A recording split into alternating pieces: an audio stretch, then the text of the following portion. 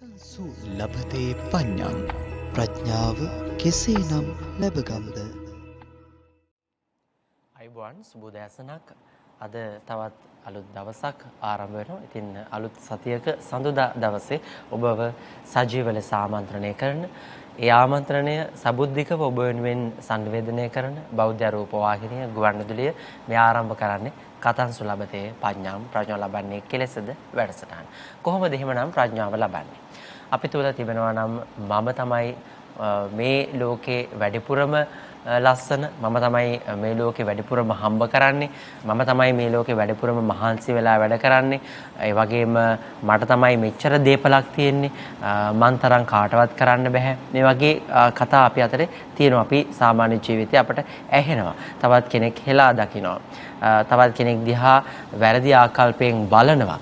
තමන් යන විදිහ, අඳින පළඳින විදිහ, එතකොට අන් අය අඳින පළඳින විදිහ, ඒ අය හැසිරෙන රටාව අපි බොහෝ වෙලාවට එකිනෙකා විවේචනාත්මකව වචනෙන් නොකියුවත් සිතින් ඒ විවේචනය සිද්ධ කරන අවස්ථා ඕනෑ තරම් දකිනවා. ඉතින් අද අපි සාකච්ඡා කරන සූත්‍ර දේශනාව තුළ වංගීස තෙරුන් අරබයා තමයි මේ සාකච්ඡාවත් ගොඩනැගෙන්නේ. එමෙ තමයි මේ සූත්‍ර දේශනාවත් වංගීස තෙරුන් වහන්සේ අරබයා ගෞතම බුදුරජාණන් වහන්සේ දේශනා කරන්නේ. ඉතින් අපි බලමු අද සූත්‍ර දේශනාව කොයි විදිහටද අපේ ජීවිතයට ගලපා ගන්න පුළුවන්කමක් ලැබෙන්නේ. විශේෂයෙන්ම ඔබ හිතන්න ඔබට මුණ ගැහිලා ඇති මේ විදිහට තවත් කෙනෙක්ට අවමන් කරන, තවත් කෙනෙක් හෙලා දකින, තවත් කෙනෙක්ට වඩා උසස් කියලා හිතන මේ හැම සිතුවිල්ලක්ම යහපත් සිතුවිල්ලක් නෙවෙයි. එහෙම තියෙන පිරිස අපි අතරේ ඉන්නවා. සමහරට අපිටත් ඒ වගේ සිතුවිලි පහළ වෙන අවස්ථා තිබෙනවා. ඉතින් අපි අද මේ සූත්‍ර දේශනාව අපිට කොයි විදිහටද ගලපා ගන්න පුළුවන් වෙන්නේ කියන කාරණාව මේ සූත්‍ර පෙළ පොතේ සඳහන් වෙන්නේ කොහොමද, අටුවාවේ කොහොමද සඳහන් වෙන්නේ කියන කාරණාව කතා කරලා ඒ පිළිබඳව දැන කියා ගන්න සූදානම් වෙනවා. සුපුරුදු පරිදි අපට මේ දහම් කාරණාවන් සජීව ලෙස කියා දෙන්නට මේ පරිශ්‍රයට වැඩම කර සිටින අපේ ගෞරවනීය ස්වාමින් වහන්සේ ඊයේ දවසේදී අනුරාධපුර දිස්ත්‍රික්කයේ තවත් බොහෝ විශාල පින්කමකට සහභාගී වෙලා ඉතින් අද උදෑසන අලුයම් කාලේ සම්බෝධි විහෙරට ළඟා වෙලා ඔබ වෙනුවෙන්ම මේ වැඩසටහන වෙනුවෙන් වැඩම කරලා දැන් මේ පරිශ්‍රයේහි වැඩ හිඳිනවා. අපි තාම ගෞරවණීයව පිළිගනිමු.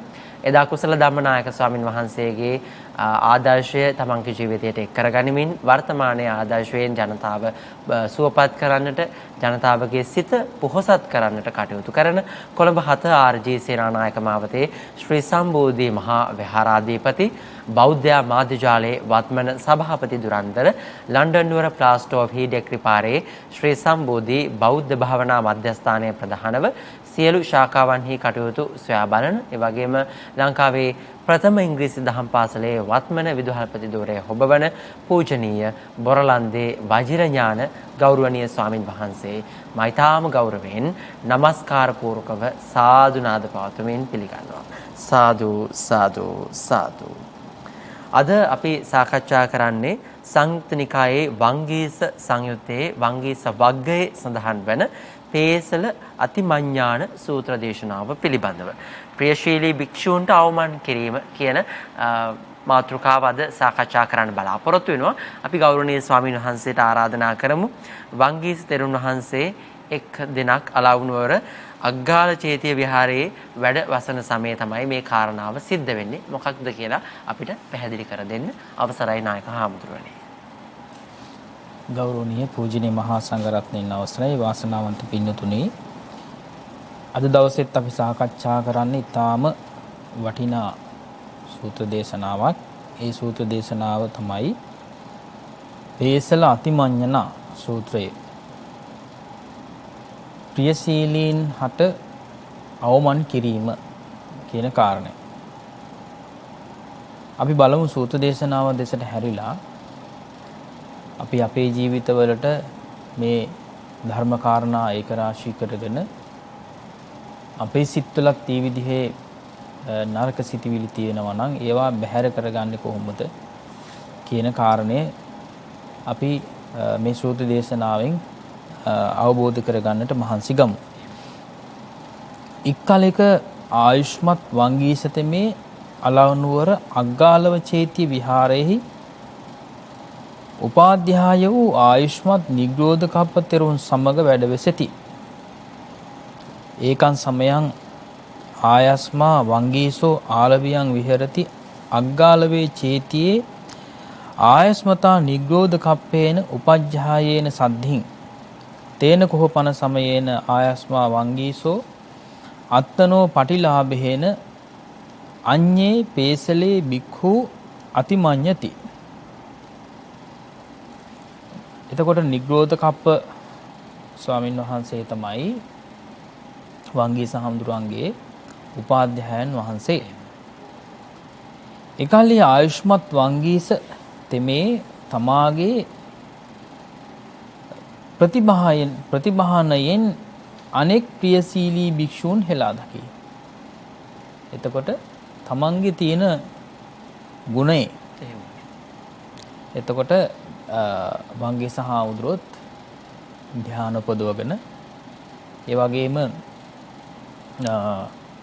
දැන් මෙතන සඳහන් වෙනවා පටිභාණයෙන් කියලා. එතකොට ප්‍රතිභාණයෙන් කියලා කියන්නේ ඒ විදිහට සමාධිය උපදවගෙන අපි කියන්නේ පටිභාග නිමිත්ත කියලා. එතකොට ඒ පටිභාග නිමිත්ත මුල් කරගෙන තමයි යම් ආකාරයේ ධ්‍යාන උපදව ගන්නෙ. ප්‍රථම ධ්‍යානෙ, ද්විතිය ධ්‍යානෙ, තෘතිය ධ්‍යානෙ, චතුර්ථ ධ්‍යානෙ කියලා කියන ධ්‍යාන උපදවා ගන්නෙ. රූප ධ්‍යාන, අරූප ධ්‍යාන උපදවා ගන්නෙ. එතකොට මේ විදිහට මේ ධ්‍යාන උපදවාගෙන වාසය කරන මේ වංගීස හාමුදුරුවන්ට සිද්ධ වුණේ මොකද්ද? ඉක්බිති ආයුෂ්මත් වංගීස හට මේ විදිහේ සිතක් පහළ වෙනවා. යම් බඳු මම තමාගේ ප්‍රතිභානයෙන් අනෙක් ප්‍රියශීලී භික්ෂූන් අවමන් කෙරෙම්ද අතකෝ ආයස්මතෝ වංගීසස්ස ඒ තද හෝසි අලාභා වතමේ න වතමේ ලාභා. එතකොට මට ප්‍රතිභානයක් තිබෙනවා, එහෙම නැත්නම් ධ්‍යාන තිබෙනවා, අනිත් අයට එහෙම ධ්‍යාන නැහැ. ඒ මට ඒකාන්තයෙන් අලාභයකි. දැන් මේ විදිහට හිතන එක, මේ විදිහට අවමන් කරන එක මට ලොකු අලාභයක්. එහෙමයි. ඒතකොට තමන්ගේ වැඩදි තමන් පිළිගන්නව අඩුයිනේ. එහෙමයි. නේද? ඒතර ඒ වගේම තමන්ගේ සිතින්ම තමන් දැන් මේ විදිහට බලනකොට මේ වංගීස හාමුදුරුවෝ තමන්ම පිළිගන්නවා තමන්ගේ ඇතිවෙච්ච නරක සිතිවිල්ල. එහෙමයි. නරක ක්‍රියාව. නරක මානසික ක්‍රියාව පිළිබඳව ඒ විදිහට යම් කිසි විදිහකින් පසුතැවීමක් ඇති කර. පසුතැවීමක් කියලා කියන්නේ ඒ විදිහට කලකිරීමක් ඇති කරගන්න. අනේ මට මෙහෙම හිතෙනවනේ කියලා. කොහොමද හිතෙන්නේ?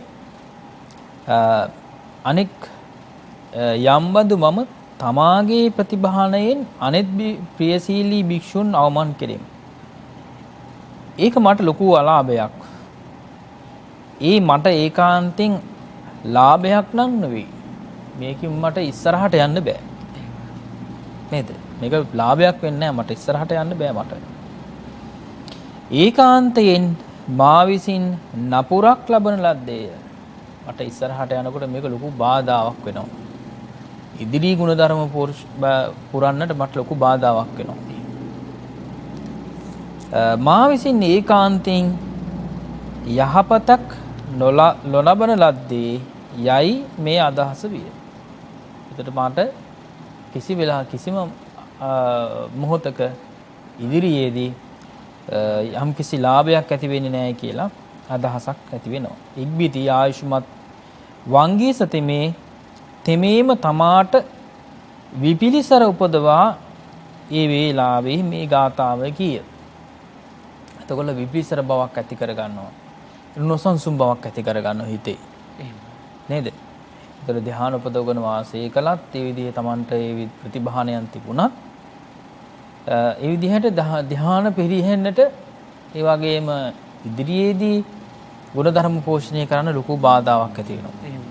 කියලා ඔන්න තමන්ම තමන්ට තමන්ගේ වැරද්ද දැකලා තමන්ටම කියා ගන්නවා. තමන්ටම කියා ගන්නවා. ඊළඟට මේ එහෙම කියාගෙන නතර වෙන්නේ නැතුව එහෙම හිතලා නතර වෙන්නේ නැතුව ඒ සිතිවිල්ල නැති කරගන්නට භාග්‍යවතුන් වහන්සේ දේශනා කරපු දේශනාව මෙනෙහි කරගන්නවා. ශ්‍රාවකයන් විසින් භාග්‍යවතුන් වහන්සේ දේශනා කරන්නට යෙදෙන ශාස්ත්‍රඥ වහන්සේ විසින් දේශනා කරන්නට යෙදුණු දේශනාව කොයි වගේද කියලා. මේ සිතිවිල්ල මේ නරක සිතිවිල්ල නැති කරගන්න නම් මම මොන විදිහේ ධර්ම කාරණා හිතන්න ඕනේද කියලා හිතනවා දැන්. ඒ පළවෙනි සිතිවිල්ල තමයි ගාථාවකට හරවන්නේ මේ විදිහට. පළවෙනි ගාථාව තමයි එතකොට ගෝතමය මානය දුරුකොට මානාරම්මණයද බැහැර කරව. ඉතින් එතකොට හැම අකුසලයකටම මුල දැන් අපිට මේ වැඩසටහනට කලින් විකාශනය වුණු නේද? එහෙම. වැඩසටහනේදී මේ පිළිබඳව සාකච්ඡා කළා. ධම්මානුපස්සන වැඩසටහනේ. එතකොට හැම අගුණයකටම එහෙම නැත්නම් හැම අකුසලයකටම මුල බාධාව තමයි මේ මානය කියලා කියන්නේ. ඉස්සෙල්ලාම මානය නැති කරගන්න කියලා තමයි මානය දුරු කරන්නට කියලා තමයි භාග්‍යවතුන් වහන්සේගේ දේශනාව. දැන් එතකොට මෙතන සඳහන් වෙන මේ ගෞතම කියලා තමයි ආමන්ත්‍රණය කරන්නේ. එහෙමයි. නේද? එතකොට ගෞතම කියලා ආමන්ත්‍රණය කරන්න හේතුව තමයි භාග්‍යවතුන් වහන්සේගේ ශ්‍රාවකයන් බවට පත් වුණු කෙනා. හැමෝම භාග්‍යවතුන් වහන්සේගේ ශ්‍රාවකයන් නිසා ගෞතම කියන වචනෙන් හඳුන්වන්නේ. ඊළඟට මානාරම්මණයෙහි නිර්වශේෂයෙන් මුසපත් වූයේ එතකොට මානෙ නැමැති අරමුණෙන් ශේෂයක් නැතුව නිර්වශේෂයෙන් කියලා කියන්නේ ඒකනේ ශේෂයක් නැතුව. ඒ කියන්නේ ශේෂයක් නැහැ කියලා කියන්නේ සම්පූර්ණයෙන්ම එතකොට. නේද? සම්පූර්ණයෙන් මුසපත් වෙලා. මුසපත් වෙලා කියන්නේ ක්ලාන්ත වෙලා. ඒතර මාන්නය කියලා කියන එක හිතේ තියෙන ශක්තිමත් බව සම්පූර්ණයෙන් නැති කරන දෙයක්. නේද? හිතේ තියෙන ශක්තිමත් බව නැති කරනවා. මාන්නෙන් උදුමගෙන හිටියට නේද? අර බැලුන් එකක් පිම්බිලා තිනවා වගේ යමක් නේද? ඒකත් හුලං වලින් පිම්බිලා තින්නේ. ඒ පුංචි සිදුරක් තිබුණොත් හිමීට නැති වෙලා යනවා. හුලන් ටික බැහැලා යනවා නේද? අන්න ඒ වගේ. සමහරවල් දන්නේවත් නැතුව බැහැලා යන ඒවා තියෙනවා. නේද? ඔව්. දන්නේ සිදුරක් තියෙනවා කියලා හිමීට බැහැලා ගිහලා බලන් යනකොට. ඊළඟට බොහෝ කලක් විපිලිසර ඇත්තෙක් විය. එතකොට මේ නිසා බොහෝ කලක් නොසන්සුන් භාවයෙන් තමයි ජීවත් වෙන්න සිද්ධ වෙන්නේ. කියන්නේ හැම වෙලාවෙම සිවිල්ලෙන් ඉන්නේ අනිත් අය ගැන. තමන් ගැන විදිහට උසස් විදිහට හිතලා අනිත් අය අවමන් කරලා. අනිත් අයට අවමන් කරලා අනිත් අය පහත් කරලා තමයි ගොඩක් හිතන්නේ.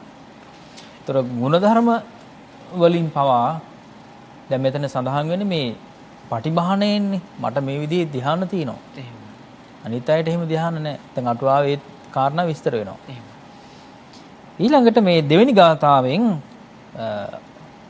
අපේ වංගී සහාමුදුරුවෝම සිහිපත් කරනවා මේ විදිහට ගුණමකු බවින් වැකුණා වූ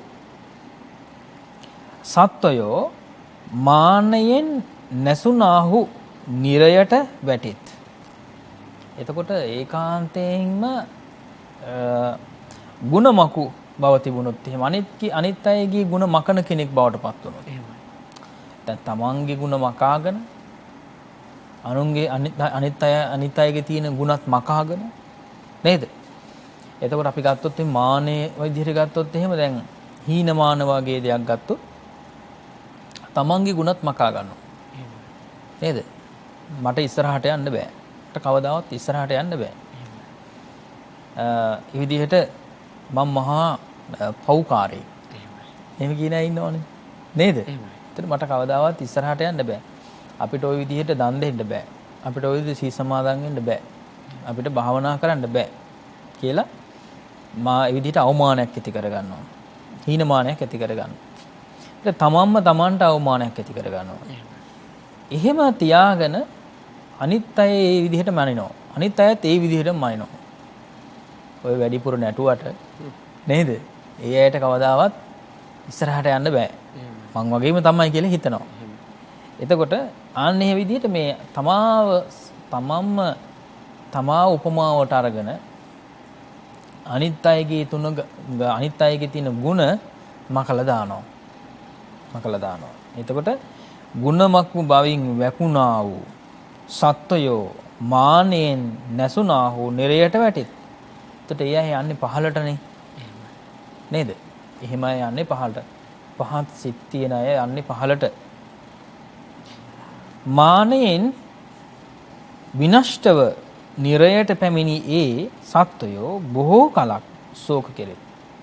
එතකොට මානෙන් විදිහට නිරයට පත්වෙච්ච අය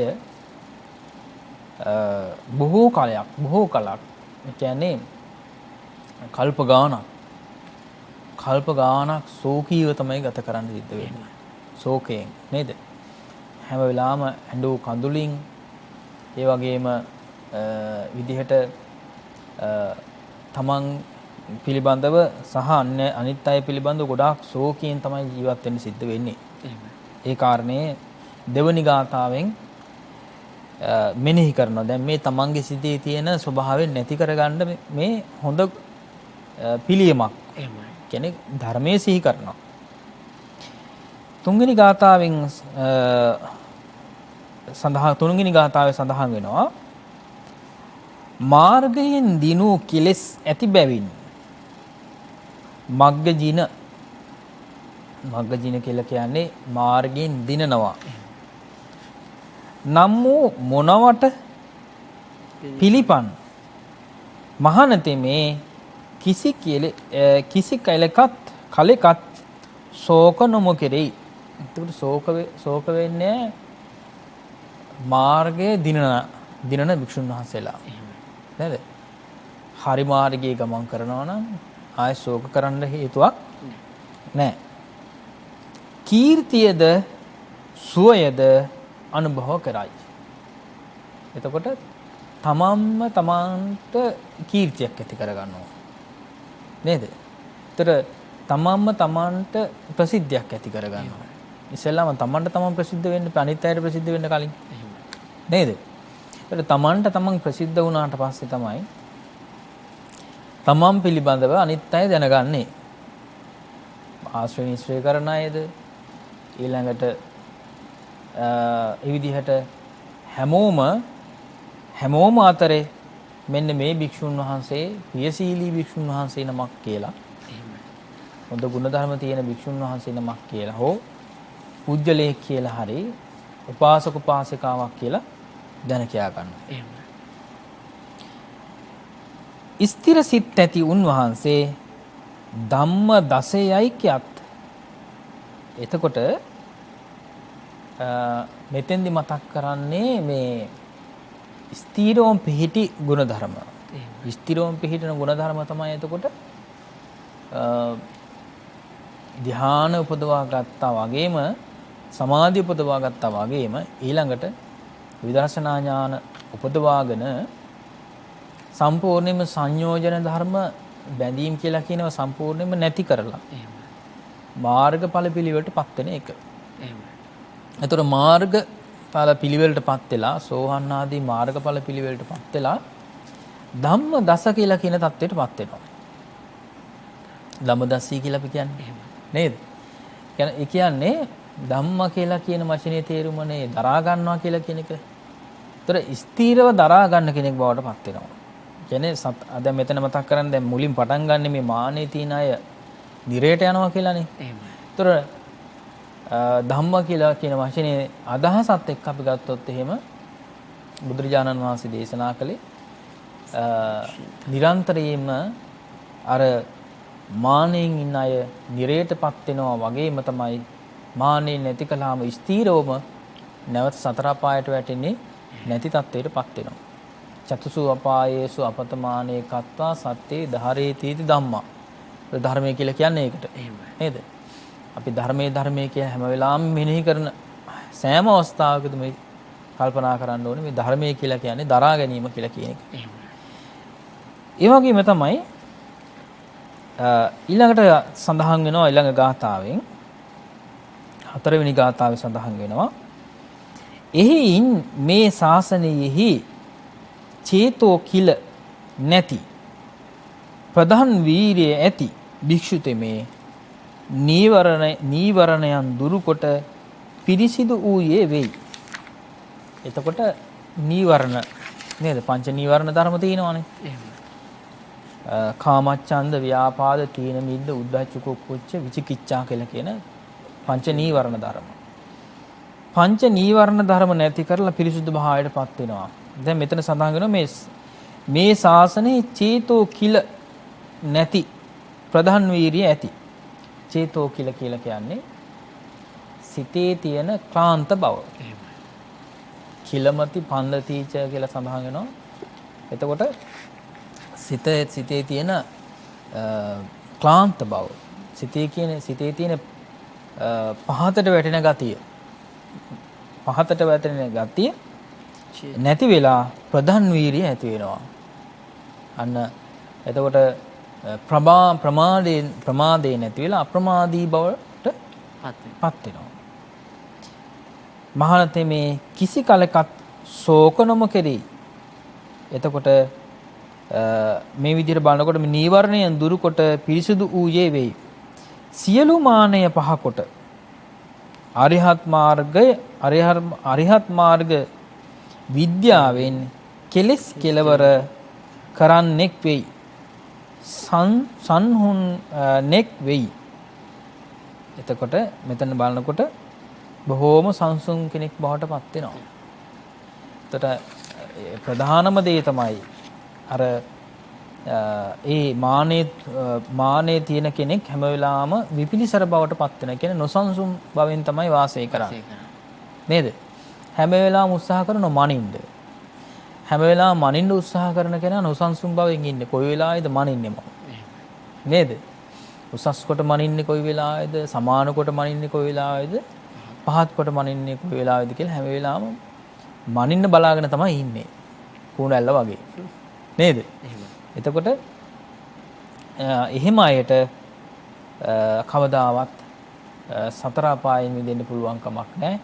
ඒ නිසා වංගී සහාමුදුරුවෝ තමන්ගේ සිතේ ඇතිවෙච්ච මේ සිතිවි නරක සිතිවිල්ල දුරු කර ගැනීම සඳහා බුදුරජාණන් වහන්සේ දේශනා කොට වදාළ උතුම් ශ්‍රී සද්ධර්මය විදියට මෙනෙහි කරමු අවස්ථාවක් තමයි මේ අවස්ථාව. එතකොට අපි අපේ සිතේ මේ විදිහේ මාන්නයන් ඇති වෙනකොට මෙන්න මේ විදිහට මෙනෙහි කරන්න කියන එක තමයි මේ සූත්‍ර දේශනාවෙන් අපිට පැහැදිලි වෙන්නේ දේශනා කරන්නේ. එහෙමයි. නාගහමුදුරනේ අද අපි පෙළ පොතේ කොහොමද මේ පේසල අතිමඤ්ඤණ සූත්‍රයේ සඳහන් වෙන්නේ කියන කාරණාව ගැන ගත්තා. අලවනුවර අග්ගාලව චේතිය විහාරයේ ආයුෂ්මත් නිග්ගෝධකප්ප තෙරුන් උපාධ්‍යයන් වහන්සේ අසුරු කරගෙන වාසය කළ වංගීස තෙරුන් අරබයා මේ සිතේ ඇති වුණු මාන්නය තමා විසින්ම දුරු කරගන්නේ කොහොමද කියන කාරණාව බුදුජාන් වහන්සේ දේශනා කළ ධර්මය නැවත නැවත මෙනෙහි කරමින් උන්වහන්සේ සිහිපත් කළා. ඉතින් මේ කාරණාව තමයි සඳහන් වුණේ. අපි බලමු පෙළ දහමේ මේ විදිහට සඳහන් වුණත් අටුවාවේ මීට වඩා විස්තරයක් මේ දේශනාවේ තිබෙනවා. අපි ස්වාමීන් වහන්සේට ආරාධනා කරමු ඒ පිළිබඳවත් අපිට කියා දෙන්න. අපි බලමු අටුවාවේ කොහොමද මේ පිළිබඳව සඳහන් වෙන්නේ කියලා. අතිමඤ්ඤති මේ මහල්ලෝ කවරහුද? ඔවුනට පාලි නැත, අටුවා නැත, පද ව්‍යංජන මధుරතාවය නැත. අපට පාලියත් අර්ථ කතාත් න්‍යාය 100කින් න්‍යාය 10කින් පිහිටියයි ඉක්මවා සිතයි. ඔන්න දැන් ඔන්න කල්පනා කරන විදිහ.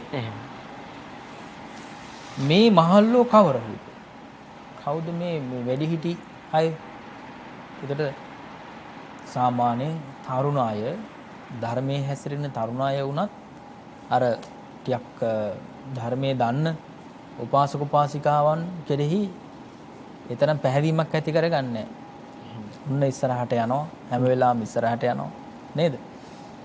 ඊළඟට මේ විදිහට බලනකොට මේ ධර්මය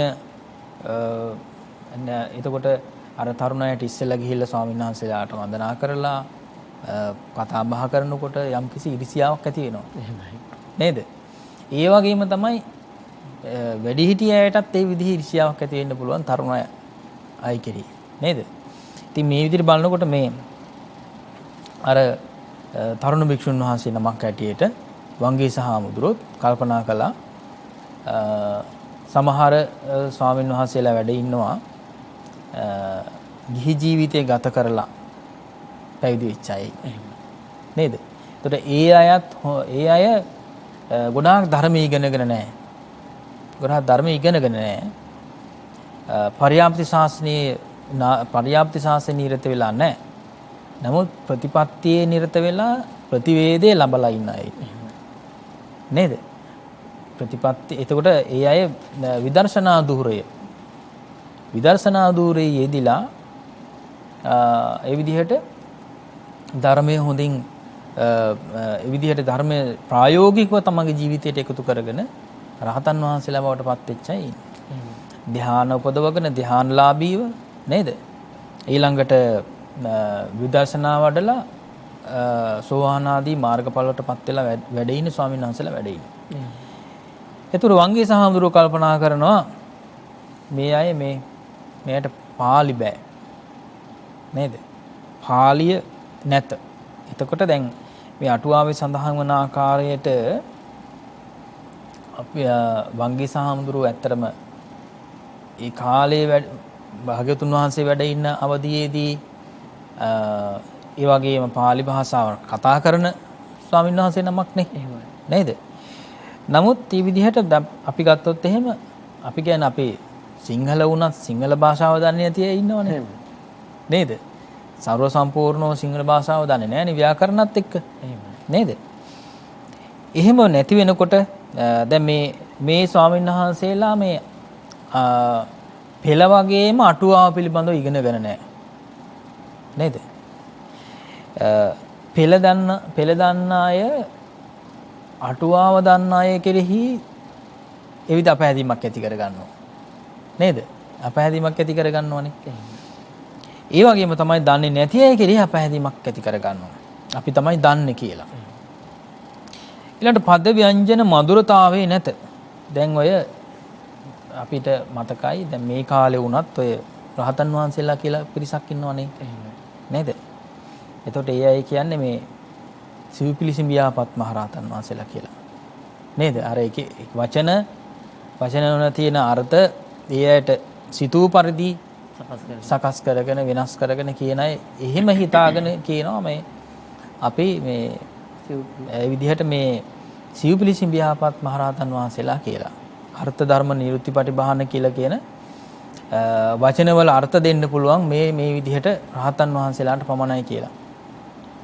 හුවා දක්වමින් කියන අවස්ථා තියෙනවා. නේද? ඉතින් එතකොට අපිට පැහැදිලි මෙතන පද ව්‍යංජන මధుරතාවයේ නැත අනිත් අයට. අපි විතරයි දන්නේ. නේද? එතකොට ව්‍යාකරණ අපි විතරයි ව්‍යාකරණ දන්නේ. කියලා ඔන්න අවමානයක් ඇති කරගන්නවා. ඊළඟට අපිට පාලියත් අර්ථ කතාවත් න්‍යාය 100කින් න්‍යාය 10කින් පිහිටී යයි ඉක්මවා සිතත්. එතකොට දැන් අපි දන්නවනේ සෝහාන් වෙනවයි කියලා කියන්නේ ධර්මානුකූලව සෝහාන් වෙනවා කියලා කියන්නේ දහසක් නයින් ප්‍රතිමණ්ඩිත කියලා අහලා තියෙනවනේ. නේද? දහසක් න්‍යායන් කියලා කියන්නේ ඒ විදිහට උපක්‍රම. නේද? එතකොට න්‍යායක් කියලා කියන්නේ දක්ෂතාවයක්. න්‍යාය කියන්නේ දක්ෂතාවයක්. එතකොට න්‍යායක් කියලා කියන්නේ කුසල ධර්මයක්. කුසල ධර්මයන් සමූහයක්.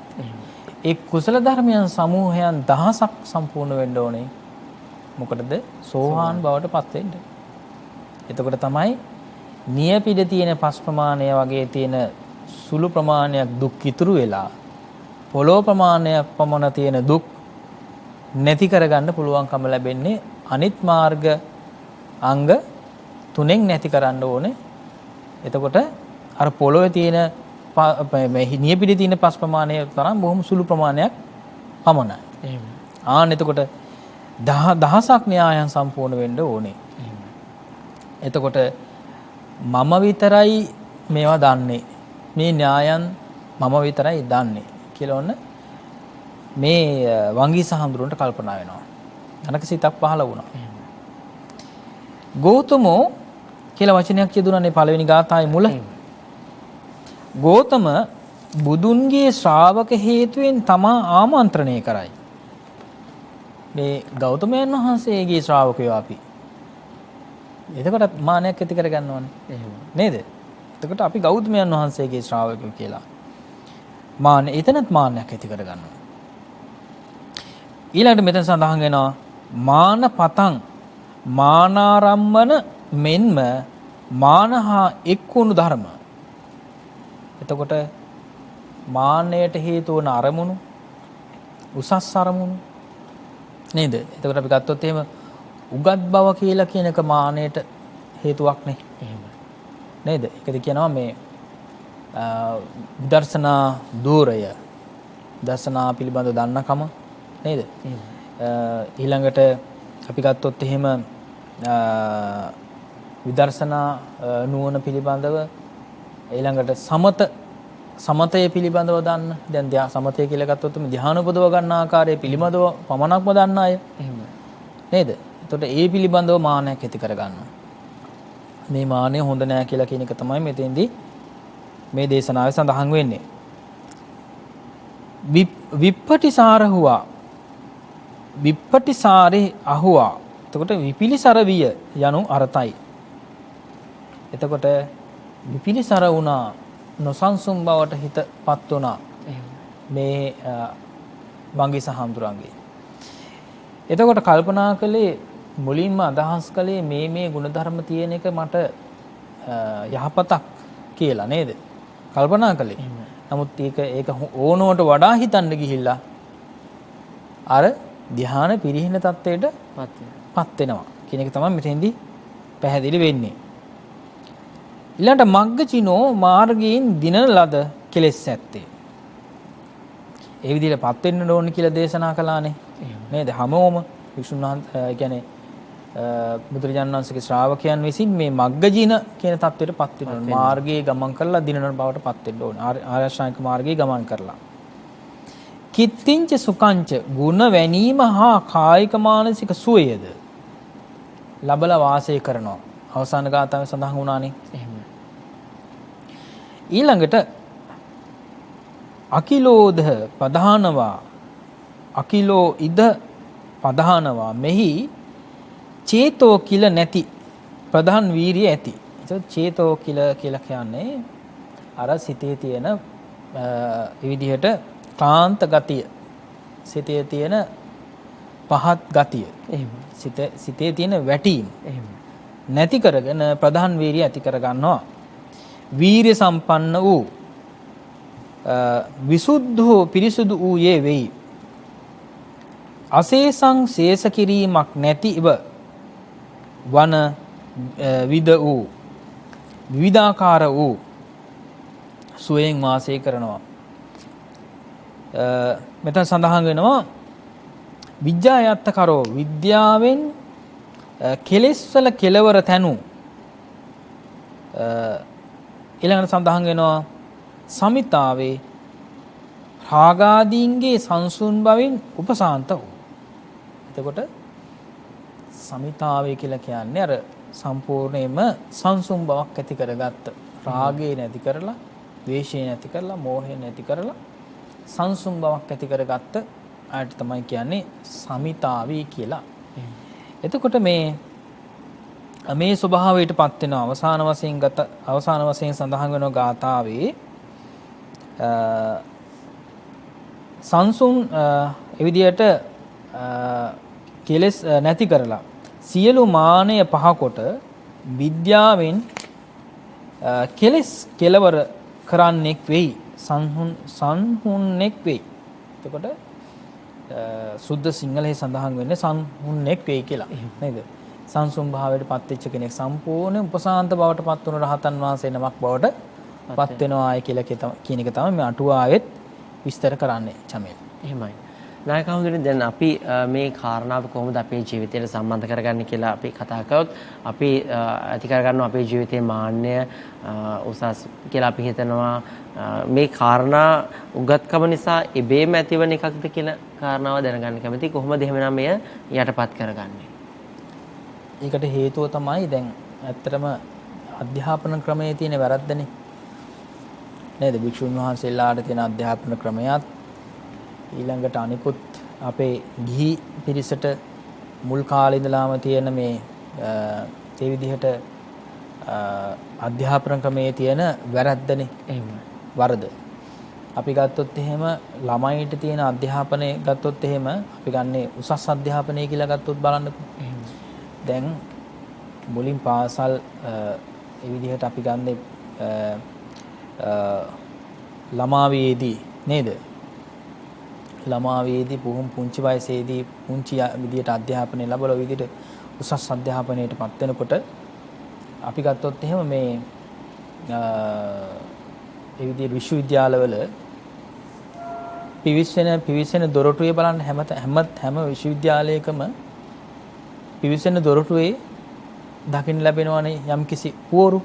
එහෙමයි. මොනවද තියෙන්නේ? නේද?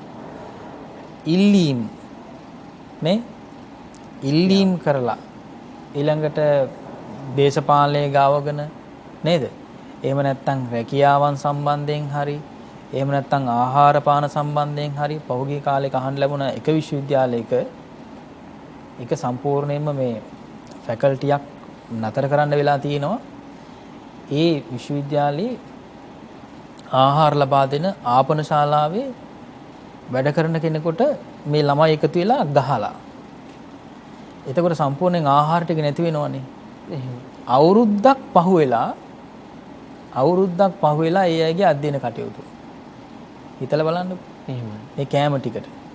දැන් හරිම නොසන්සුන්නේ. එතකොට පුංචි කාලේ මේ අධ්‍යාපන ක්‍රමයේ තියෙන සම්පූර්ණ වැරද්ද නෙමේ. නේද? ඒතර හැම විශ්වවිද්‍යාලයකම මුලින්ම තියෙන ඉල්ලීම් සහ ඒ කියන්නේ ඒවා මේ අරගලනේ තියෙන්නේ එතකොට. නේ? ඒතර මුලින්ම තියෙන්න ඕනේ බොහොම උගත් බවක් පේන්න තියෙන්න ඕනනේ. එහෙමයි. ඒක සම්පූර්ණ නැති වෙලා තියෙනවනේ. එහෙමයි. ඒකට භික්ෂුන් වහන්සේලාගෙත් අධ්‍යාපන ක්‍රමයේ සම්පූර්ණ වැරදි. නේද? ඒ කියන්නේ බොහෝ අඩුපාඩුකම් තියෙනවා. ඒ අඩුපාඩුකම තමයි මෙතෙන්දී චමිල අපිට පැහැදිලි වෙන්නේ මේ දේශනාවට අනුව. ඒ අධ්‍යාපනය සංසුම් බවත් එක්ක තියෙන අධ්‍යාපනයක් වෙන්න ඕනේ. නේද? එතකොට අපි කියන්නේ ශිෂ්‍යයෙක් කියලා කියන්නේ හික්මනවා කියලා කියන එකනේ. එතකොට විශේෂ කරුණු වලින් විශේෂ කරුණු පුරව ගන්න හික්මීමක් ඇති වෙනව නෙවෙයිනේ. නේ? ඒතර කායිකවද මානසිකව දැන් මේ අයට ක්‍රීඩා කාලේ ක්‍රීඩා කරන්න දෙන්නේ ඒ විදිහට බෝලයක් අරගෙන හරි බැට් එකක් අරගෙන හරි නේද? මේ විදිහ ක්‍රීඩා කරන අයට ක්‍රීඩා කරන්න දෙන්නේ සම්පූර්ණයෙන්ම අර තියෙන මේ ශාරීරික වශයෙන් තියෙන උද්දීපනය කියලා කියන එක ඒ වයසේදී සමබර කරගන්න නෙවෙයි. නේද? ඒ සමබර කරගෙන කවුරුවත් පරාජය කරන්නේ තමන් උසස් වෙන්න නෙවෙයි. එහෙමයි. නේද? පරාජය කරන්නේ එතකොට සම්පූර්ණයෙන්ම යට කරගෙන පාගගෙන ඉන්න නෙවෙයි සමාජයේ. එහෙමයි. එහෙමනේ උත්සාහ කරන්නේ හැමෝම. ඒ නිසා මේ ධර්මයේ උනත් ඉගෙන ගන්නකොට සමාධි භාවනාවත් එක්කම යා යුතුයි කියලා කියන එක තමයි මෙතෙන්දී අපිට පැහැදිලි වෙන්නේ. තවත් පැත්තකින් ගත්තොත් එහෙම අර ඕනෝට වඩා ಗುಣ වර්ණනා කිරීම. දැන් මල ගෙදරකට ගියාම පාංශුකුලට ස්වාමීන් වහන්සේලා ගියාම ඒ මිය ගිය කෙනා පිළිබඳව විදිහට මේ ගිය කියලා පිළිබඳව වර්ණාවක් ඇති කරනවා. එහෙමයි. සමහරවිට ජීවත් වෙලා තියෙන්නේම වැරදි විදිහට නේද? පහුගිය දවසක ඒ වගේ චමිල් වැඩක් සිද්ධ වෙලා තිනවා. එහෙමයි. ස්වාමීන් වහන්සේ ඇවිල්ලා වැඩලා වැඩම කරලා මේ දේශනාව කරගෙන යනකොට දේශනා කරලා තියෙන්නේ අර පුද්ගලයාගේ ගුණ. ඒතර සමාජයේ දන්නේ එතන දන්නේ තරුණ අයද සමාජයේ ඒ එතන ඉන්න අය දන්නවා මේ පුද්ගලයා ජීවත් වෙච්ච විදිය කොහොමද කියලා. ස්වාමීන් වහන්සේ සමහරලාට කටපාඩම් කරගත්ත දේශනාවක් කරන්නත් පුළුවන්. එහෙම නැත්නම් ඒ අය මේ හොඳ කරන්න සතුටු කරන්න ඒ අය නේද? අනේ අවසාන වෙලාවෙත් මේ ಗುಣ ටිකක් කියන්න ඕනේ කියලානේ කියන්නේ. ඉතින් අර පැත්තක හිටපු තරුණයෙක් ඇවිල්ලා මයික් එක උදුරගෙන බැනලා ගියාලු එතනින් යන්න. බලන්න එහෙම හිතෙනවනේ සමහර අයට. දරා ගන්න බැරි වෙනවනේ නේ. ඉතින් ආන්නේ වගේ මේ ಗುಣ වර්ණනා කරනකොට උනත් තමන්ගේ ಗುಣ තමන්ම මෙනෙහි කරනකොට පරිස්සම් වෙන්න ඕනේ. මගේ තියෙන මොන ගුණද මගේ තියෙන මොන අගුණද කියලා. ඒක තමයි මෙතෙන්දී අවංකවම හෘද සාක්ෂියට අනුව නේද? අවංකව මේක මෙනෙහි කළාම තමයි ඒකට පිළියම Tamanට කල්පනා වෙන්නේ. එතකොට එහෙම නැත්තම් හරි පිළියම එන්නේ නැහැ. හරි ධර්ම කාරණා වෙතෙන්ට එන්නේ නැහැ. එහෙම නැත්තම් අකුසලයේ මැඩ පැවැත්වීම සඳහා වන කුසල කර්මය එතෙන්ට ඉදිරිපත් වෙන්නේ නැහැ. හරියට මෙනෙහි කරේ නැත්නම් ඒක වැහිලා යනවා. නිකන් තව නැති ගුණ වලින් නැති ගුණ ටිකකින් අර අගුණ ටික වැහිලා යනවා. නේද? ඒ නිසා ඊටාම වැදගත් මේ සූත්‍ර දේශනාව අවංකවම මේ ධම්මජින එහෙම නැත්නම් මග්ගජින බවට පත් වෙන පුජ්‍යලයකට මාර්ගයේ දිනන කෙනෙකුට ඊටාම වැදගත් සූත්‍ර දේශනාවක් තමයි අපි සාකච්ඡා කරන්න යෙදුන පේසල අතිමඤ්ඤනා කියලා කියන සූත්‍ර දේශනාව. ඒකට අපේ හැමදෙරේ ඒ වගේම අවසන් වශයෙන් මම දැනගන්න කැමතියි දැන් අපි දන්න දෙයක් අපිට සල්ලි තියෙන අය ඉන්නවා නැති අය ඉන්නවා වර්ණවත් අය අවර්ණ එම කියලා අපි සමාජයේ දකිනවා. පොහොසත් දුප්පත් කියලා මේ ભેද එහෙම හදාගෙන තිබෙනවා. අපි දැන් මේ කියන කාරණාව අවබෝධයෙන් වටහා ගත්තොත් අපි සංසාරයේ කරලා තියෙන පින අනුව කර්මය අනුව මේවා සකස් වෙන්න පුළුවන්. ඒ කාරණාවේදී මේක අවබෝධයෙන් ඔබ වහන්සේ මතක් කළා මේ මාර්ගය හරියට අවබෝධ කරගෙන මේ කාරණාව දෙස බලන්නට ඕනේ කියලා. ඉතින් ඒ පිළිබඳවත් සිහිපත් කරමින් අපි සාකච්ඡාව නිමාවටපත් කරන්න ඔබ වහන්සේට ආරාධනා කරනවා. මම අවසන් වශයෙන් යලිත් මතක් කරන්නේ අපි මේ ලබලා තියෙන දේවල් මේ ආත්මේ මේ ලබලා තියෙන දේවල් කර්මය අනුව සකස් වෙච්ච දේවල් නේද අපේ හැමදෙරේ. අපිට තියෙන මේ ලැබීම් පිළිබඳව නේද සමහර අය මිල මුදල් සම්බන්ධයෙන් වුණත් කෙනෙකුට අර අඳින පළඳිනකොට අනිත් අයගෙන් ඉල්ලගෙන තමයි ඇඳලා තියෙන්නේ. තවත් තැනකට යනකොට වෙනත් අයගෙන් ඉල්ලගෙන තමයි ඇඳලා තියෙන්නේ. නේද? මට පෙන්වන්නේ තමන්ගේ ඇඳුම් වගේ. නේද? තවත් කෙනෙක්ගේ වාහනයක් පාවිච්චි කරලා තමයි අනිත් අයට ගිහලා පෙන්වන්නේ මෙන්න මේ මෙහෙමයි මගේ ජීවන රටාව කියලා. නේද? එතකොට තවත් පොතේ ෆොටෝ එකක් උනක් දාන්නේ වෙන කාගේ හරි ළඟ ඉඳලා ෆොටෝ එක අරගෙන තමන්ගේ වගේ ඒක උදාහරණයක්. අන්න ඒ විදිහට. දැන් සමහර අය දැන් ඇත්තටම ආයතන වලින් වැටුප් ලබනවානේ. ආයතන වලින් වැටුප් ලබනකොට එහෙම නැත්නම් යම් කිසි තැනකින් වැටුපක් ලබනකොට ඒක මේ තියෙන වැටුප නෙමෙයි කියන්නේ. නේද? ඒ හිමත් තියෙනවා. කවුරු ඇහුවම කියනවනේ එහෙම. බොරු වැටුපක් තමයි කියන්නේ නේ. එතකොට තම ආශ්‍රය කරන අය බලුවහම ගිහිලා පින්තූරයක් ගන්නවා මේ තවත් ටිකක් උසස් කෙනෙක් ළඟට ගිහිල්ලා පින්තූරයක් බොහොම ඉක්මනින් ගිහිල්ලා එහෙම නැත්නම් බොහොම උමනාවෙන් ගිහිල්ලා අරගෙන මම මේ වගේ තාය තමයි ආශ්‍රය කරන්න කියලා පෙන්නනවා නේ. දැන් ඇත්තටම අපේම අයත් වෙන්න පුළුවන් සමහරවිට ස්වාමීන් වහන්සේලා ළඟට ගිහිල්ලා ගන්න පින්තූර අපි මේ ස්වාමීන් වහන්සේලා තමයි ආශ්‍රය කරන්න කියලා. ඒ විදිහට මේ ඒක පේන්නේ නේද? එහෙම ඒක වැරද්දක් කියලා පේන්නේ.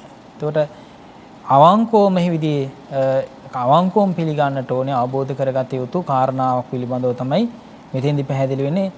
අපිට පැහැදිලි එතකොට ධර්මයේ මෙනෙහි කරන්න ඕනේ. බුදුරජාණන් වහන්සේගේ බුදු ගුණ අවංකව මෙනෙහි කරන්න ඕනේ. ධර්මයේ ගුණ අවංකව මෙනෙහි කරන්න ඕනේ. සංඝ රත්නයේ ගුණ අවංකව මෙනෙහි කරන්න ඕනේ. තමන්ගේ ගුණය තමන් මෙනෙහි කරන්න ඕනේ අවංකවම. එතකොට තමයි මේ වංක නූණු මාර්ගයේ තුල ගමන් කරන්න පුළුවන්කම ලැබෙන්නේ. එහෙමයි. මට කතාවක් මතක් වුණා. මම ඉගෙන ගත්ත පාසල කෝට්ටේ ආනන්ද ශාස්ත්‍රාලයේ.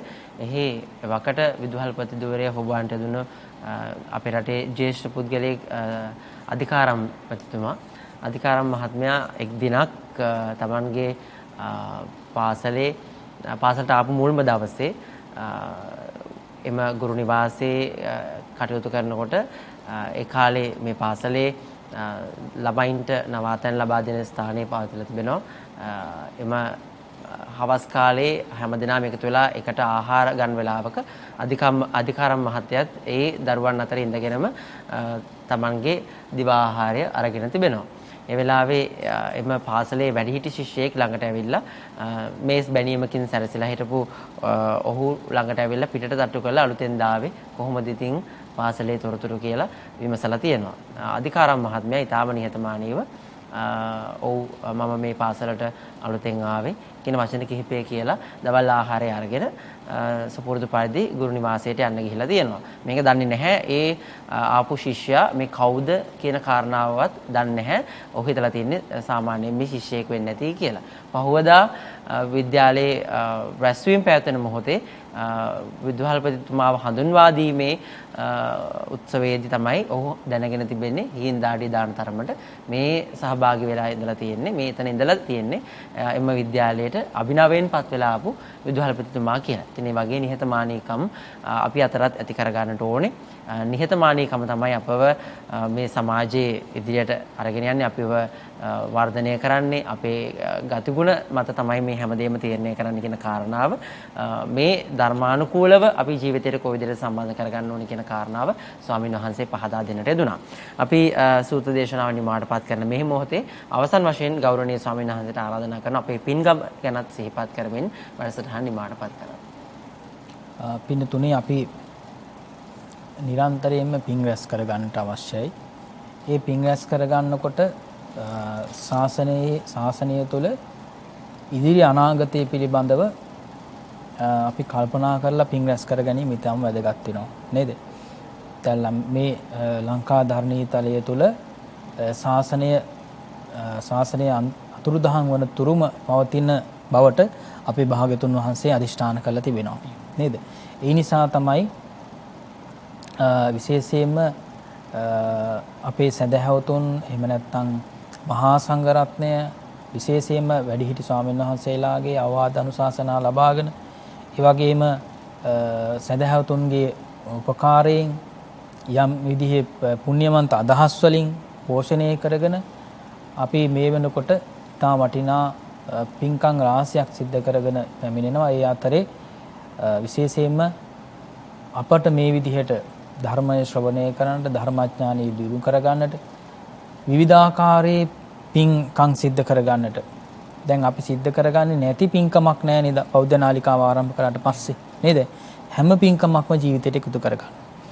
දසපාරමී ධර්මයන් සම්පූර්ණ කර ගැනීම සඳහා පූර්ණේ කර ගැනීම සඳහා මේ සම්මා සම්බුද්ධ ශාසනයට දායාද කරන්නට යෙදුණු බෞද්ධ නාලිකාව දායාද කරන්නට යෙදුණු අපේ පූජනීය පරම පූජනීය බෝධිසත්ව ගුණෝපේත දරණාගම කුසල ධම්ම අපේ නායක ස්වාමීන් වහන්සේගේ සිව්වන වර්ෂ පූර්ණ පින්කම මේ වර්ෂයේදීත් අපි කල්පනා කළේ දීඝවාපී සෑරදානන් වහන්සේ අභියසම ඒ පුණ්‍ය භූමියේ ආශ්‍රය කරගෙනම සිද්ධ කරන්නට. ඒ අනුව මේ වෙනකොට සෑරදුන් වහන්සේගේ ගර්භයෙහි අපි අර ඉහළට ඇවිල්ලා අඩි 19ක් පමණ දැන් මේ වෙනකොට ඉහළට ඇවිල්ලා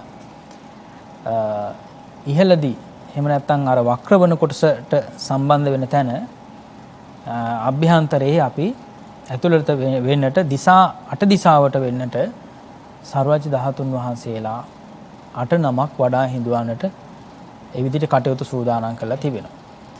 ඒ සර්වජ්‍ය ධාතුන් වහන්සේලා වඩා හිඳුවන්නේ අපි විශේෂයෙන් සකස් කරන්නට යෙදුණු ධාතු මන්දිර කුඩා ප්‍රමාණයේ ධාතු මන්දිර 8ක් මුල් කරගෙන. එතකොට ශෛලමය වශයෙන් අපි ගල් වලින් ශෛලමය නිමාවකින් යුක්තව තමයි මේ මංජුසාව ප්‍රධාන මංජුසාව සකස් කරන්නේ. ඊ අභ්‍යන්තරයේ තමයි ඒ විදිහට රන් ආලේපිතව කැටයම් වලින් නිර්මාණය කරලා අපි දීඝවාපී වන්දනා කරන ගාථාව ඒ වගේම 12 මස්ථාන වන්දනා කරන ගාථාව, ඒ ආදි වශයෙන් විවිධ ඊටාම අලංකාර ධාතු මන්දිරයක් කුඩාවට අපි සකස් කරන්නේ. ඒ වගේම තමයි සර්වජ්‍ය ධාතුන් වහන්සේලා වඩා හිඳුවන්නේ අඩි 1මාරක් පමණ වන රන් කරඬුවක. ඒ රන් කරඬුවේ අභ්‍යන්තරයේ මැද්දේ රණින් නිම කරන ලද ඒ විදිහට නිලුම් මලක මැද්දේ මාණිකකින් මණිකකින් තමයි අපි මණිකක් තුල තමයි සර්වජ්‍ය ධාතුන් වහන්සේ තැන්පත් කරන්නේ වඩා හිඳුවන්නේ. ඉතින් මේ විදිහට අපි අට දිසාවටම දහත් කුඩා ප්‍රමාණය එහෙම නැත්නම් අඩි දෙකක් විදිහට උස්ස පළල දිගින් යුක්තව වන විදිහට අපි ධාතු මන්දිර 8ක් නිර්මාණය කරනවා. ඉතින් විශාල මුදලක් මේ වෙනුවෙන් අපි විහිපැහැදම් කරන එකට හේතුව තමයි වටිනාකමක් තිබිය යුතු නිසා. එතකොට අපි ගලින් ගලට ගොඩ නැගෙන මේ සෑරදුන් වහන්සේට තවත් වටිනාකමක් එකතු කරමින් සර්වජ්‍ය ධාතුන් වහන්සේලා 8 නමක් අපි වඩා හිඳුවන්ට අදහස් කරගෙන තිබෙනවා. අපි ගත්තොත් එහෙම මේ දීඝවාපි සෑරදුන් වහන්සේ කැණීම් කරනකොට පසුගිය කාලයේ කැණීම් කරනකොට සතර දිසාවට තිබෙන වාහල්කඩ 4න් එක වාහල්කඩයක් පිටුපසින් තමයි අර සර්වජ්‍ය ධාතුන් වහන්සේලා සොයා ගන්නට පුළුවන්කම ලැබුණේ නේද? මේ සර්වජ්‍ය ධාතුන් වහන්සේලා කියලා ඒ විදිහට නිරාවරණය කරගන්න පුළුවන්කම ලැබුණේ, සොයා ගන්න පුළුවන්කම ලැබුණේ. අන්න ඒ වගේ අපි කරන්නේ අට දිසාවටම වෙන්නට. එතකොට සම්පූර්ණයෙන්ම අට දිසාම ආවරණය වන පරිදි සර්වජ්‍ය ධාතුන් වහන්සේලා 8 නමක් වඩා හිඳවන්නට අපි කල්පනා කරනවා. මේ දිනවල අපි ධාතු මන්දිර නිර්මාණය කරමින් පවතින. ඒ වගේම තමයි මේ ධාතුන් වහන්සේලා හැම නැත්තම් මේ කරුණුන් වහන්සේලා අපි ශ්‍රී සම්බෝධි විහාරස්ථානයේ සිට දීඝවාපියේ දක්වා මහත් වූ පෙළහරින් විශාල සදහවතුන් පිරිසක් මග දෙපස වන්දනා කරමින් එතකොට හැමෝටම වන්දනා කරගන්නට කොළඹට එන්නට විදිහකුත් නැහැ නේද? එහෙම නැත්නම් අම්පාරට දීඝවාපියට යන්න විදිහකුත් නැති අය ඉන්නවා. ඒතර මේ අයට මග දෙපස වන්දනා කරගන්න අවස්ථාව සැලසෙනවා. ඉතින් මේ මග පිළිබඳව අපි ඉදිරියේදී කොහොමද මේ මාර්ග සිටියම පිළිබඳව අපි දැනුවත් කරනවා. ඒ වගේම තමයි දවස් 3ක් වගේ කාලයක් අපි මේ පෙරහැර ගමන් කිරීමට කල්පනා කරනවා. ඉතින් වේගයෙන් ගමන් කළොත් එහෙම විශාල පිරිසකට වන්දනා කරගන්න අවස්ථාවක් සැලසෙන්නේ නැති නිසා. ඒ වගේම තමයි උදේ කිරියාහාර පූජාව, දවල් ව්‍යංජන 32කින් යුක්ත පූජාව, සවස් භාගයේ ඖෂධ පූජාව මේ ආදී වශයෙන් පූජාවල්ද පවත්වමින් තමයි අපි මේ සර්වජ්‍ය ධාතුන් වහන්සේලා ජීවමාන ලෞතර බුදුරජාණන් වහන්සේ වැඩම කරනවා කියන සංඥාවෙන් අපි විශේෂයෙන් සකස් කරන්නට යෙදුණු ඒ විදිහට අපි රන්සිවි ගෙවල් දෙකක් නිර්මාණය කරනවා. අඩි 40 ඒ විදිහට කන්ටේනර් රථ දෙකක අපේ නිර්මාණය සිද්ධ කරන්නේ. ඒ නිසා මේ සඳහා පිනුතුන්ටත් නොඑක ආකාරයෙන් දායක වෙන්නට අවස්ථාව සැලසෙනවා. විශේෂයෙන්ම මේ පින්කම අපි සිද්ධ කරන්නේ දීඝවාපි සෑරදානන් වහන්සේ අභියස මාර්තු 2 වෙනිදා හවස පටන් ගන්න විදියට වැඩසටහන එහෙම නැත්නම් පින්කම් මාලාව මාර්තු 3 වෙනිදා දහවල් කාලේ දාණයෙන් පස්සේ තමයි අවසන් වෙන්නේ. ඉතින් ඒ නිසා එක පැත්තකින් බුද්ධ උපස්ථානයක් සිද්ධ කරනවා. ඒ වගේ මහා සංඝක දක්ෂිනාවක් පූජා කරලා ඒ විදිහට අපි සංඝ උපස්ථානයකුත් සිද්ධ කර ගන්නවා. ඒ වගේම තමයි අපි බලාපොරොත්තු වෙනවා සමස් භාගයේ වෙනකොට නැගෙනහිර පළාතේ එහෙම නැත්නම් අම්පාර ප්‍රදේශයේ ජීවත් වන අඩු ආදායම්ලාභී ඒ පවුල් සඳහා මේ දිනවල ජීවත් වෙන්නේ බොහොම අපහසුයෙන් නේද? ඒ අය ಜಾති ભેදයකින් තොරව, ಜಾති ආගම් ભેදයකින් තොරව සහසම්බන්ධ කරගෙන ඒ අයටත් යම්කිසි අස්වැසිල්ලක් පරිත්‍යාගයක් වියලි ආහාර ආදී ලබා දෙන්නත් අපි මේ පින්කමේදී බලාපොරොත්තු වෙනවා. ඉතින් නායක ස්වාමීන් වහන්සේ සිද්ධ කරන්නට යෙදෙන පින්කම් ඒ ආකාරයෙන් අපිට දැන් කොවිඩ් වසංගත තත්ත්වයක් එක්ක එක පැත්තකින් පරිස්සම් වෙන ගමන් ඒ වගේම තමයි තමන්ට පුළුවන් විදිහට තමයි මේ පින්කම් වලට දායක වෙන්න අවස්ථාව තිබෙන්නේ. කොහොම වුණත් අපි අපි සිද්ධ කරන පින්කම් නතර කරන්න හොඳ නෑ නේද? දැන් ඇත්තටම චමිල් ඊයේ දවසේ අහන්න ලැබුණා ඇෆ්ගනිස්තානයේ අර බාමියෙන් බුද්ධ ප්‍රතිමා වහන්සේලා කඩා බෙදලා දැම්මුණනේ මේ ඒ විදිහට තලිබන් සංවිධානයේ.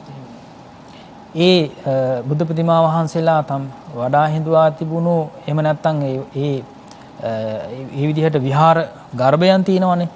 අපි දැන් පාෂාණයක් ගත්තොත් එහෙම ගලක් විශාල ගලක් ගත්තොත් එහෙම ඒකට ගෘහයක් තියෙනවා. ඇතුළට වෙන්නේ තමයි සකස් කරලා තියෙන්නේ. එතකොට මේ නිර්මාණයන් පවා විනාශ කරන්නට බෝම්බ අටවලා දැන් මේ වෙනකොට පවතිනවා. නේද? අන්න ওই විදිහට බලනකොට ලෝකේ සත්‍යය ඔහොමයි. බුද්ධ ශාසනය පිළිබඳවත් ඒ විදිහට අපි ඒ අය කෙරෙහි තරහක් ඇති කරගන්නේ නැතුව නේද?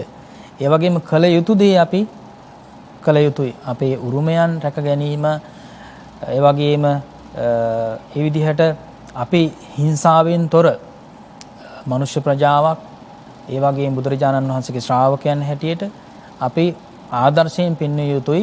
කිසිම කෙනෙකුට හිංසාවක් නැතුව පීඩාවක් නැතුව තමයි මේ ධර්මයේ හැසිරෙන්නේ කියලා.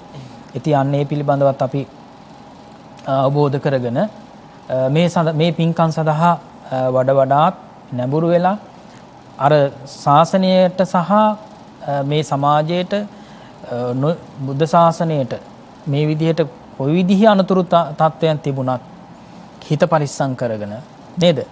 ඒ වගේම තමන්ටත් මොන විදිහේ අපහසුතාවයන් අමාරුතාවයන් අසීරුතාවයන් කොයිතරම් තිබුණත් පින්කම් සිද්ධ කර ගැනීම නතර කරන්නේ නැතුව පින්කම් වේගවත් කරන්නට ඕනේ මේ කාලය තුල නේද? පින්කම් සිද්ධ කරගන්න ඕනේ වේගවත්ව සිද්ධ කරන්න ඕනේ මේ කාලය තුල. හිත හදාගන්න එක කියලා කියන එක වේගවත් කරන්න ඕනේ මේ කාලය තුල කියලා අවබෝධ කරගෙන කටයුතු කිරීම තමයි ඊටම වැදගත් වෙන්නේ. ඒක තමයි අපේ නායක ස්වාමීන් වහන්සේගේ සිහිනේ බවට පත් උනේ බලාපොරොත්තුව බවට පත් උනේ. නායක ස්වාමීන් වහන්සේ බෞද්ධ නාලිකාව ආරම්භ කිරීමේ ඒ විදිහට අදිෂ්ඨානයත් ඒකම තමයි. ඒ නිසා නායක ස්වාමීන් වහන්සේ උදේ කාලයේ අපිට මතකයි කිරිහාර පූජාව පවත්වන වෙලාවේ ඉර හඳ පවතින තුරු බෞද්ධ නාලිකාව පවතිවා කියලා අදිෂ්ඨාන කරනවානේ. ඒ නිසා අපේ භික්ෂුන් වහන්සේලා හැටියට අපේ වගකීමත් සදහවතුන් හැටියට ඔබගේ වගකීමත් එය පිළිබඳව අවබෝධ කරගෙන කටයුතු කිරීම ඉතාම වැදගත් වෙනවා. මේ රැස් කර ගන්නා උතුම් පුණ්‍ය ශක්තියින් කුසල ශක්තියින් අපේ නායක ස්වාමීන් වහන්සේ ඇතුළු දෙවියන් මියගිය හැමදෙනාම අප සෑම සුළු දිනාටමත් මේ උතුම් පුණ්‍ය ශක්තියින් කුසල ශක්තියින් මගපල පිළිවෙලින් නිවන් සාක්ෂාත් කරගන්නට හේතු වාසනා වේවා කියලා අපි සාදු කියලා ප්‍රාර්ථනා තබා ගනිමු. සාදු සාදු සාදු සාදු සාදු. එදා ඔබ හිතන්න කුසල ධම්මනායක හිමිපාණන් වහන්සේට ඔබ කොයිතරම් පරිස්කාර පූජාවන් සිදු කරන්න බලාපොරොත්තුවකින් ආසාවකින් ඉන්නට ඇද්ද? ඔබ ඒ අවස්ථාව ලැබෙන තුරු බලාපොරොත්තු වෙන ඉඳලා කොහොම හරි අපේ පූජනීය කුසල ධම්මනායක හිමිපාණන් වහන්සේට පරිස්කාරය පූජා කරන්න මේ සම්බෝධි විහෙරට ඇවිල්ලා ඇති. ඔබට මේ මතකයේ තිබෙනවා. අද කුසල ධම්මනායක හිමිපාණන් වහන්සේ නමින් පරිස්කාරයක් පූජා කරන්න බැරි වුණත් ඔබට පුළුවන් අපේ පරම පූජනීය දරණාගම කුසල ධම්මනායක හිමිපාණන් වහන්සේගේ ඒ ශ්‍රී නාමයේ වෙනුවෙන් මේ උතුම් වූ පින්කමට සහ සම්බන්ධ වෙන්න. උන්වහන්සේ සිදු කර ශාසනික මෙහෙවර ඉදිරියට ගෙන යන්න පූජනීය බොරලන්දේ වජිරඥාන ස්වාමින් වහන්සේ ගන්න උත්සාහය තුළ මේ දීඝවාපී පුදබිම ප්‍රතිනිර්මාණය වන මොහොතේ එවෙනුවෙන් දායක වෙන්න මේ උතුම් වූ පින්කමට සම්බන්ධ වෙන්න කියලා ඔබට ආරාධනා කරමින් අපි එහෙමනම් වැඩසටහන නිමාඩපත් කරනවා. කොළඹ ශ්‍රී සම්බෝධි මහා විහාරාධිපති බෞද්ධ අමාත්‍යාලයේ වත්මන සභාපති දුරන්දර ලන්ඩන් නුවර ප්ලාස්ටෝවී ඩෙක්රිපාරේ ශ්‍රී සම්බෝධි බෞද්ධ භාවනා මධ්‍යස්ථානයේ ප්‍රධාන කොට සියලු ශාඛාවන්හි කටයුතු මෙහෙයවන ඒ පිළිබඳව හොයා බලන ඒ වගේම අපේ ඉංග්‍රීසි දහම් පාසලේ ප්‍රධානාචාර්ය ධුරය ඔබවන පූජනීය බොරලන්දේ වජිරඥාන ගෞරවනීය නායක ස්වාමින් වහන්සේට නිදුක් නිරෝගී චිරජීවනය ලැබේවා. ස්වාමින් වහන්සේ පැතූ පරිදි මේ පින්කම අතිසාර්ථක පින්කමක් බවට පත් කරගන්න ශක්තිය ධෛර්යය ලැබේවායි අපි ප්‍රාර්ථනා කරමු. සාදු සාදු සාදු. එහෙමනම් අපි වැඩසටහන නිමාඩපත් කරන්න සූදානම් වෙන්නේ. ඔබ කල්පනා කරලා බලන්න අද ජනවාරි මාසයේ 31 වෙනිදා අපි ජනවාරි මාසයේ 1 වෙනිදා ආරම්භ කළේ කොයි විදිහටද? ආසාදිතින් සංඛ්‍යාව කොපමණ අඩු වෙලා තිබුණාද? අද වෙද්දී මේ කොවිඩ් වසංගතයේ ආසාදිතින් සංඛ්‍යාව අද මේ වෙද්දී දෛනිකව වාර්තා වන ප්‍රමාණය 1000 ඉක්මවා තිබෙනවා. ඉතින් අපට එළඹෙන වෙසක් දිනය මේ උත්සවශ්‍රීයෙන් සමරන්නට ජනතාව හැමදෙනාම ඒකරාශී වෙලා පින්බිම් ජනතාවගෙන් සම්බන්ධ වෙලා පින්කම් කරන්න පුළුවන් තත්වයට පත් කරගන්න පුළුවන්කම තිබෙන්නේ ඔබ මේ මොහොතේ පරිස්සම් වුණොත්. එහෙම නැත්නම් යලිත් වතාවක් රට වහන්නට වුණොත් මේ පවතින සංචලන සීමා දැඩි කරන්නට වුණොත් අපිට වගේ පින්කම් සිදු කරන්න බැරි වේවි. ඒ නිසා ඒ ගැන අවබෝධයෙන් කටයුතු කරන්න ඔබට ආරාධනා කරමින් අපි වැඩසටහන නිමාවටපත් කරනවා. පින්වත් ඔබ හැමදෙනාටම උතුම් තෙරුවන් සරණයි. කතංසු ලබතේ පඤ්ඤං ප්‍රඥාව කෙසේනම් ලැබගම්ද